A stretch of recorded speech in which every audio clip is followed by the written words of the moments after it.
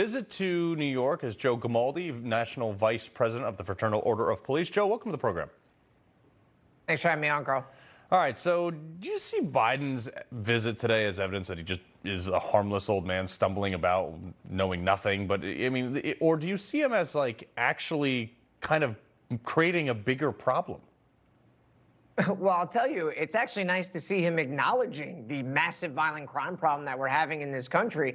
Interestingly enough, it's in stark contrast to his press secretary, Jen Psaki, who is literally laughing about the violent crime rate that we're experiencing right now. I mean, just take New York City by itself. Murders are up 45% in the last 2 years. Shootings are up 102%. Carjackings are up 65%. And we've just had 6 police officers shot in the last month there. Now let's take in the whole country. We have 16 American cities that last year saw their highest murder rate on record. And when we talk about criminal justice, police officers are just one component.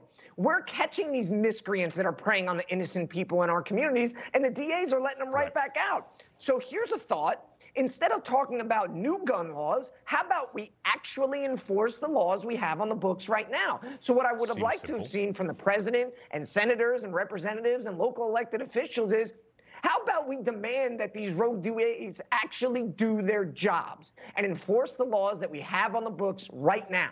That's how we can impact violent crime. You want to talk about new laws that are going to be argued about for another 20 years, and instead, we need to take it to these criminals, make sure that we're throwing the book at them and not cutting them sweetheart deals left and right. And I'll tell you right now, to your viewers, Carl, if there are people in your community, these politicians and DAs who are still supporting a revolving door criminal justice policy, guess what? They don't give a damn about you, your family, or your community. Yeah, that revolving door, zero bail, all this junk that's just not working right now. And the biggest problem I have is the gun thing. If they rob a bank with a gun, they get charged for like robbing a bank. They don't get charged for the gun thing. So they're, you know, the problems are just like compounding, and it's totally self-imposed. Now, he addressed this defund the police saying, listen to this. We're not about defunding. We're about funding and providing the additional services you need beyond someone with a gun strapped to their shoulder, to their hip. We can't expect you to do every single solitary thing that needs to be done to keep a community safe. It's time to fund community policing to protect and serve the community.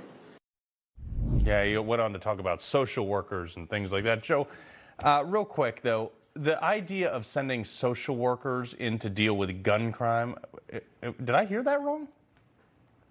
You know, this idea has been thrown around a lot, and it's completely insane. In Washington, D.C., they deployed violence interrupters, whatever the hell that is. I don't even know what that is. Hall monitors. And in the communities, Carl, in the communities that they deployed them, guess what? Crime actually went up. And then if you want to hear something even more tragic, in Baltimore, they deployed violence interrupters, and 3 of them have been murdered. Yeah.